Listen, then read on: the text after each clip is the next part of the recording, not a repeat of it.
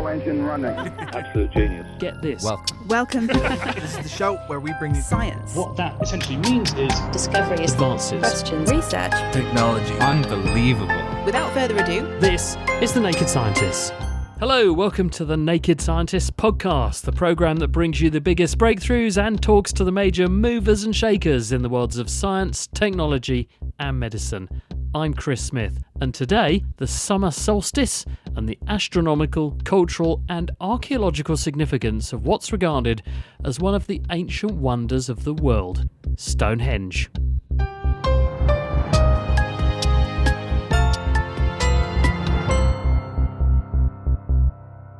On the 21st of June, the Northern Hemisphere experiences its summer solstice, the official start of astronomical summer, and also the longest day of the year. The term solstice comes from the Latin word sol, which means sun, and sistere, which is to stand still. This represents the brief pause in the sun's apparent north-to-south rise and set locations. It is an astronomical wonder. But what actually is the science behind it? Well, Larissa Palethorpe is an astrophysicist at the University of Bristol, and she's been telling me. So the summer solstice is the moment when the northern hemisphere is tilted most directly towards the sun. And it marks the longest day of the year, the shortest night of the year, and the sun's highest noon altitude of the year. So it's our longest day of the year. Why is the planet tilted, and why does that have that effect on day length? Earth isn't spinning perfectly straight up. It's on about a 23.4 degree tilt, and it stays tilted in that direction the entire year. But as it moves around the sun, this means that some areas of the tilt experience more sunlight than others. So during the summer solstice, that's when kind of the northern part of the planet is tilted towards the sun.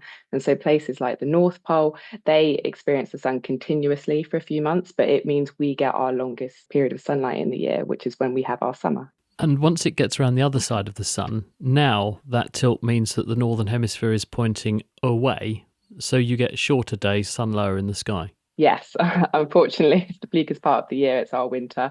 But for the southern hemisphere, that means they will obviously have the most amount of light. But yeah, it's when, because the top of that spinning top is then pointed away from the sun, when the Earth is in the period around its orbit around the sun, it will be the darkest point. It's not receiving any sunlight, the northern part, most part of our planet at that point.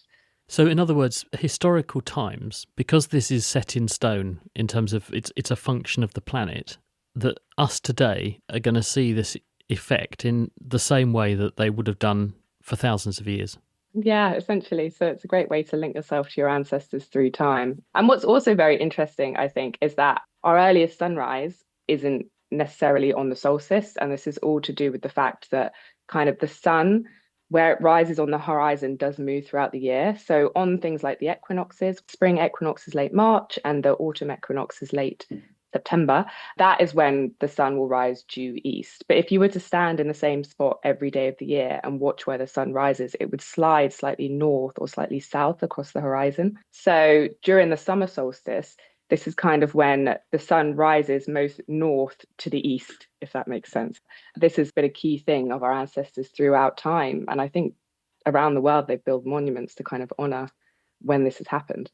And that change in day length, the fact that because we're tilted, we get longer days in summer, that's going to affect the energy flow into the planet, which is what drives seasons. Yeah, so we get our kind of most amount of solar energy hitting the ground in the northern hemisphere anyway during the summer solstice times. And that's because the sun is kind of on a higher arc through the sky because of where it rises and sets. And this means on the summer solstice, that's when the sun is highest in the sky at due noon.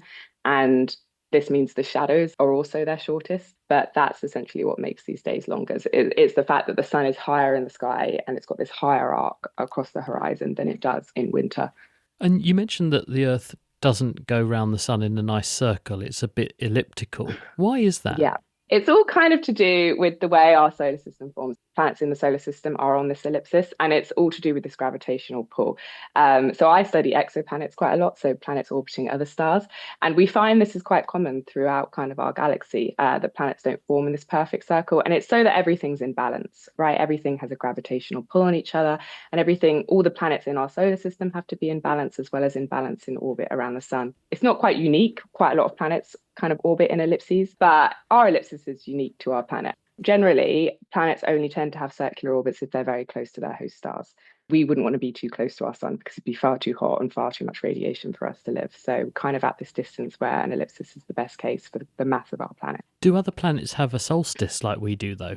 That's a good question. Well, yes, if they're on an axial tilt, then they will. Depending on how extreme a planet you're looking at, there are some planets where they're so close to their host star that only one side of the planet faces the sun the whole year round. They don't spin. So the fact that we rotate on our axis and the fact that we're on an axial tilt, those are the two reasons that we have solstices. Larissa Pelthorpe at the University of Bristol there. The summer solstice has deep significance in many ancient civilizations, and the most famous monument connected to the summer solstice is arguably Stonehenge. It was constructed in what's now Wiltshire in the UK, and it was designed to align with the movements of the sun. In particular, the sunrise matches perfectly with the so-called heel stone, a large standing stone located outside the main monument. This alignment is so precise that many archaeologists believe it must have been intentional. Each year, thousands of tourists gather on site in midsummer to see it. But what do we know about Stonehenge, and what did it mean to those who built it? Jennifer Wexler is an historian of prehistoric sites at English Heritage. It's a really interesting monument because it dates back to around 4,500 years ago. But one thing that is really compelling about it is the way it's been engineered so that the stones actually fit together. So we have a kind of outer ring of basically two upright stones and a top stone that connects up, so a lintel at the top. And then we have a kind of inner horseshoe, which is different than any stone circle in the world. And it's also massively big. So the tallest stone is around 7 meters tall, so over 14 feet. Some people say it's one of the wonders of the ancient world, I guess you could say.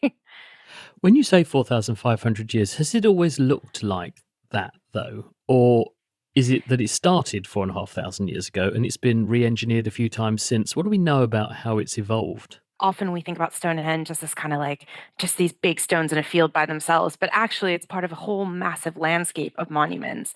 And some of those monuments go back over 1,000 years before Stonehenge. And the monument itself had multiple phases of development.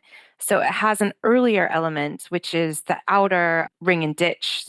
And that's around 5,000 years old.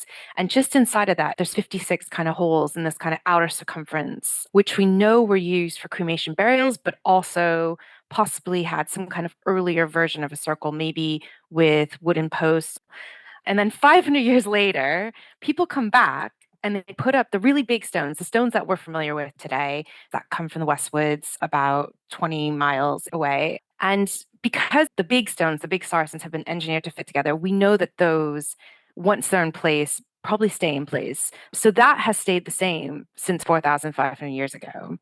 And when do we think the association with the solstice dates from? Do you think it was built that way from the get-go, or is that a feature, in inverted commas, added later? It's really built as a temple of the sun. The central axis of the monument is the solstice axis, and it has both alignments with the winter and the summer solstice, so the shortest and the longest days of the year. The summer one is the most famous because it's one people really show up to and they come all night and celebrate at, which is coming up this week. But there's a possibility that the winter solstice might have been the more important one. And the reason we think that is because there's been a huge amount of work on a site called Durrington Walls, which is a few miles from Stonehenge, where people were living at the time of constructing Stonehenge, but they're also feasting on like massive scale. And doing analysis of the animal bones showed us that a lot of this feasting was happening in the winter. So possibly the winter solstice alignment might have been the more important of the two. And actually at the winter solstice, the sun sets behind the tallest three stones at the heart of the circle. So it's kind of the holy spot, if that makes sense. Is it just the solstice that it documents, or are there other clever things engineered into Stonehenge so it captures other times of the year or works to capture other times or seasons, etc.? There is some questions around things like moon alignments. So we've been doing work over the last couple of years around the lunar standstill, which is a cycle of the moon where it goes to the furthest points on our horizons every 18 and a half years, essentially. And so we've done a lot of work with specialist astronomers to see if there's potentially alignments with these kind of longer cycles, these longer moon cycles. We're still trying to work out if that is the case or not, but they're not as obvious as this kind of main solstice alignment. One thing we know is that we have seen solstice connections across different monuments from this period of time. There's a site called Woodhenge, which is a wooden monument. It's kind of like the sister monument of Stonehenge in wood. It's a similar size and it's a series of concentric wooden circles. It had very similar kind of solstice alignments as well as Stonehenge. So we think they're marking this possibly in multiple places. And one thing that's also really interesting about Salisbury Plain, where Stonehenge is that after the last ice age, which is about 10,000 years ago, it kind of remained a more open area, kind of a grassland with trees along the edges. A lot of Britain at that time became heavily wooded. So it was this kind of more naturally open landscape, and it sort of lends itself to, watching the sky, I guess you could say. But who were the people who were there 4,500 years ago? What do we know about the architects of Stonehenge? The people who built Stonehenge and a lot of the other monuments in that area are from a time called the Neolithic, what we call the end of the Stone Age. These are early farmers. These are people who originated from Europe and had traveled across Europe with this sort of farming culture. So, for the first time, using domesticated crops and animals. So, it's a huge transition in human life. It's probably the biggest change we ever had in human existence to go from a lifestyle of hunter gathering to a more settled farming existence. And these people arrived in Britain around 6,000 years ago. They're there for quite a long time before they start building monuments like Stonehenge. Stonehenge is about 1,500 years later. And there's a period of time where they just do really start building all these large monuments.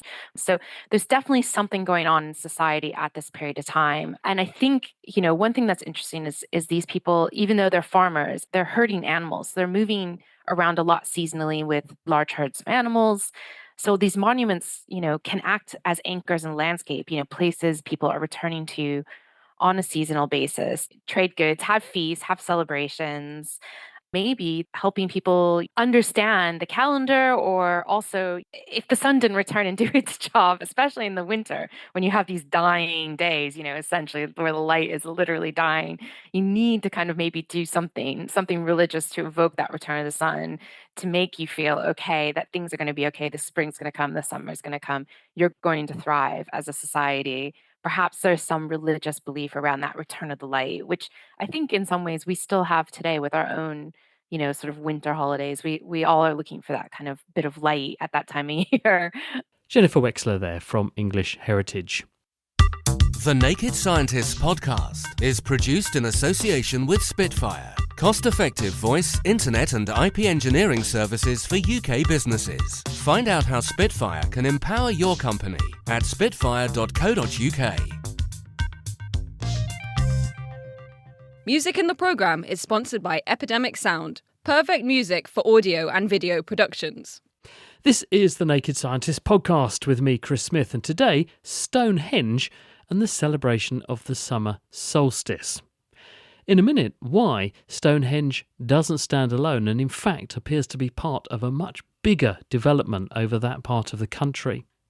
But first, Stonehenge is composed of 93 visible stones, a mixture of massive Sarsen megaliths and smaller so-called foreign or blue stones.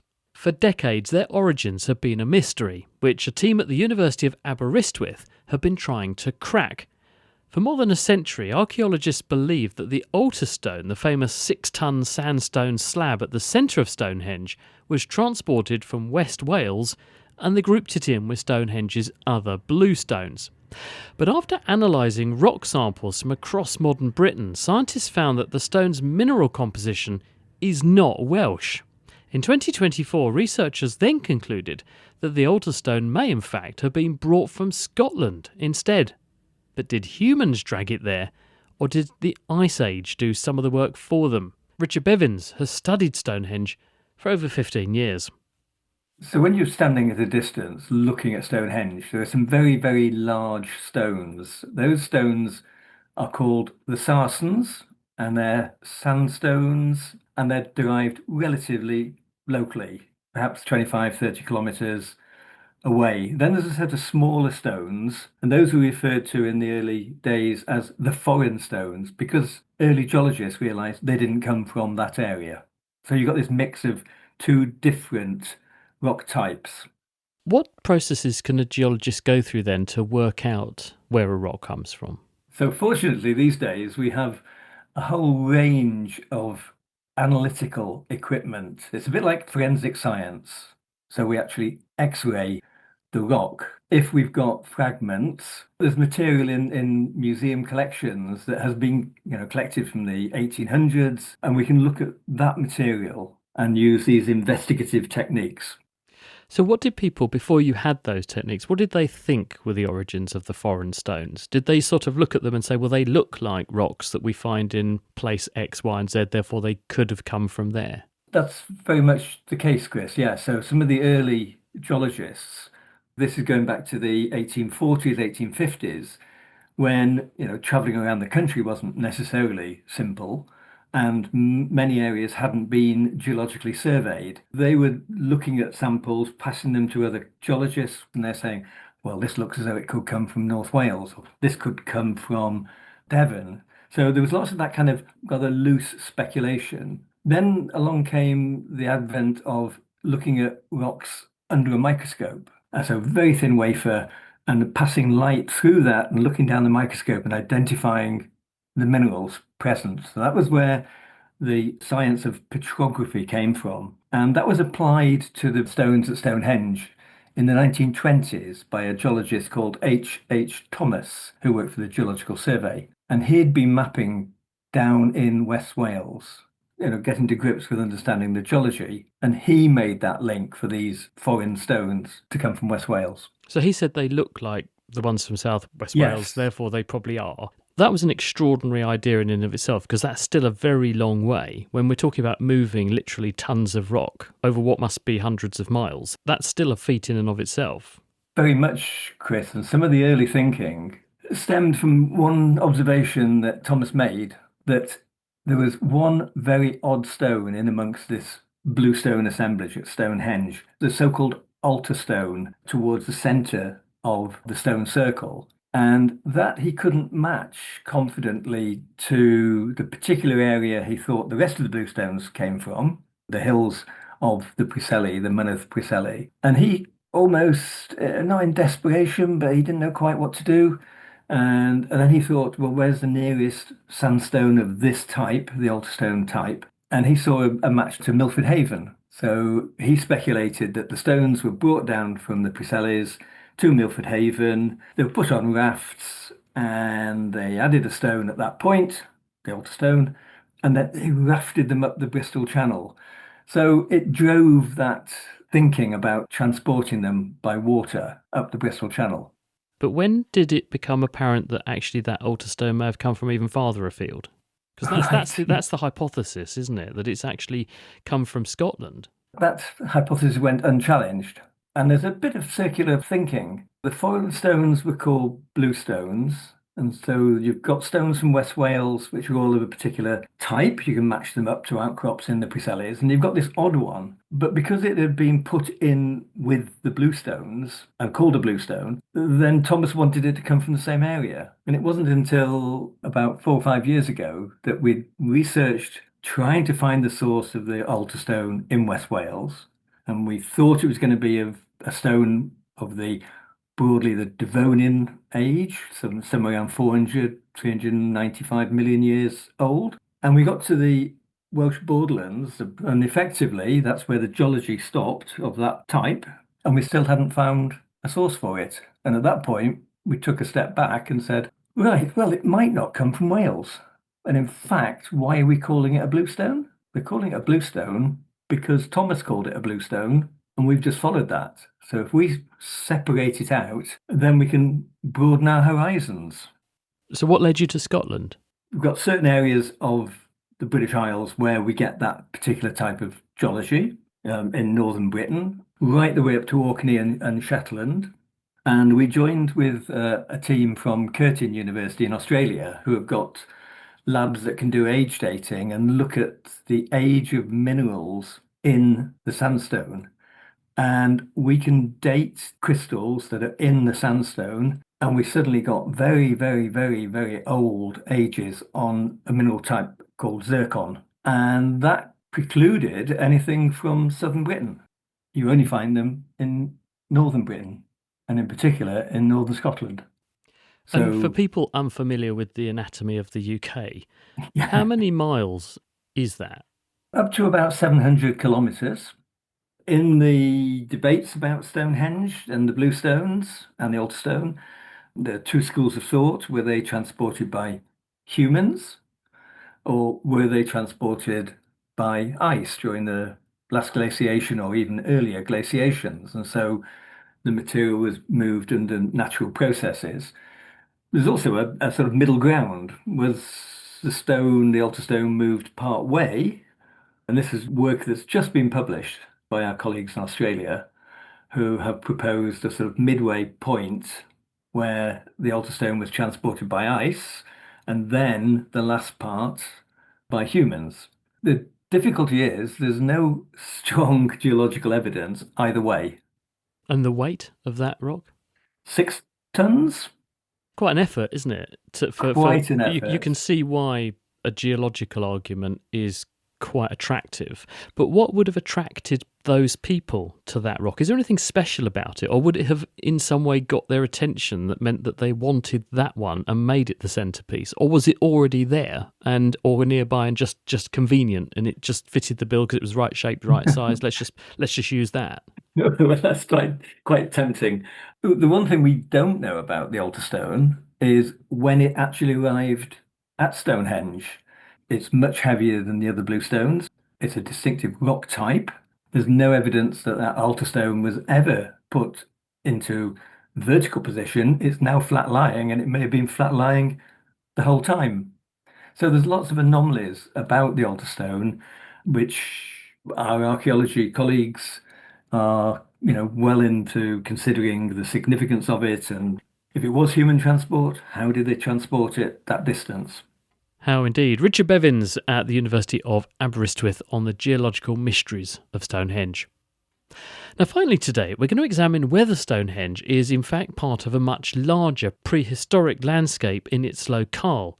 Vincent Gaffney at the University of Bradford has been using cutting-edge geophysical and remote sensing technology to create a detailed archaeological map of the hidden ancient landscape around the site. It's found many hidden structures such as ceremonial enclosures, burial mounds and ditches, and showed that Stonehenge did not stand in isolation. On the contrary, this was an area of major ceremonial significance.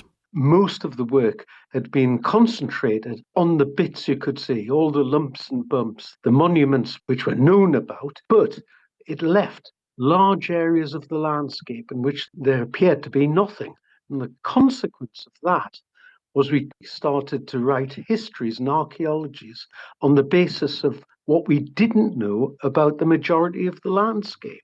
So your suspicion was that Stonehenge is there as one very visible thing, but there's a lot there that just hadn't been taken into account, and that might be distorting our interpretation. The monuments, of course, are very impressive. They're very well known. But the area around Stonehenge, for instance, had begun to be interpreted as an area where people did not go. It was surrounded by round barrows, cordon of the illustrious dead, beyond which it was presumed that people did not enter, and probably that the area around was in some sense taboo. That only stood up on the basis of what we didn't know about the landscape rather than anything else. How did you approach it then? How did you say, well, look, we need a more comprehensive analysis. We need to build the big picture. What was your approach? Clearly, excavation wasn't the answer. Excavation you can only generally do small parts of any site, if we're lucky. And in a World Heritage site, you don't want to dig up everything. We turned to geophysics. We decided to apply a magnetometers, radars, various imaging devices, and try and create a sweep across the landscape, left to right, top to bottom, to investigate those areas we knew nothing about. How big is the area you considered? Around 12 square kilometres. That at the time was pretty much the largest survey of its type. Actually, though, we probably surveyed about 20 square kilometres, taking into account the different technologies that we applied. When you took all that data, what was the big picture? It certainly wasn't all empty. Almost immediately, in fact, we started finding new monuments in areas which had previously been blank, and equally importantly, monuments that we thought we knew about, when we resurveyed them, we found that they often overlaid other monuments or had different structures that we'd never suspected. I'm thinking Stonehenge is a circle, so there must be some significance to having a circular shape. Were there concentric circles, or was there evidence of a wider format where one thing flowed into another? Could you get a kind of usage patterns or how it might have worked as an important ceremonial significant site based on the structures that you began to find? Everything in British prehistory seems to be circular. However, things were a bit different when we started looking at this. There was, for instance, the suggestion that there was something called the Stonehenge envelope. This is the area of visibility from Stonehenge, and around the edges of it, large numbers of barrows accumulated. The King Barrow Ridge, the Cursus Barrows, Normanton Down Group, things like that. However, we found something a bit different. To the north of Stonehenge, there's the Cursus. It's this immense monument, several kilometres long, 100 plus metres wide, great big enclosure. Frequently, this was viewed in the past as a bit of a barrier to the north around which people would have to come to approach Stonehenge. In fact, one of the big things that we found when we surveyed the Cursus is that there's a fair number of small gaps, entrances in the south of the Cursus monument and a large entrance to the north. Instead of blocking, this seems to suggest that people were being guided through the monument to the area where Stonehenge was going to be built about 1,000 years later. Now that's a bit different. It's not. This suggests that this wasn't an area that within which people were not allowed to come. In fact, it rather suggests that people were being directed into it. It wasn't an empty area. Probably large numbers of people were gathering here at certain times of the year. They may not have been allowed into Stonehenge or along the ceremonial avenue which leads to it from the Avon, but I suspect there were a lot more people there than we realised in the past. So the people came and Stonehenge came later. Do we know why they liked or favoured that geography so much? Why was it so significant? The area was becoming significant before Stonehenge is actually built. We have evidence for a number of sites from the Mesolithic, the hunter-gatherer period before the Neolithic, during which Stonehenge is built, which is obviously associated with agriculture. There are, for instance, a number of very large pits to the north of Stonehenge in the old car park. There's a very big pit, which may be something about pit trapping or something similar. And to the north of Vespasian's camp, there is one of the largest Mesolithic sites in the country, Blickmead. It's associated with a spring as well. So there may have been many things which attracted people to the area, but why it became quite so significant, we can't actually say. But when that happened, what occurred was an increasing elaboration of the site over time, perhaps more and more people being attracted to it, and the monumentalization of the whole landscape, not just the area of Stonehenge itself, proceeded with a pace. Jennifer was saying to us earlier in the programme that there's evidence that people might have had a practice using other materials before they built Stonehenge proper. Do you see any evidence of that in the wider landscape where people were having trial runs or building smaller versions that then perhaps informed how they were going to approach Stonehenge? There's evidence for numbers of enclosures. I'm not so sure that we could derive that from the evidence we've got. It's just important to realise that the landscape becomes more and more elaborate as time goes by, and Stonehenge becomes the focus of that work. I always think it must have been an absolutely awe-inspiring and amazing place to see for the prehistoric people who visited it back in the day. That was Vincent Gaffney. He's at the University of Bradford.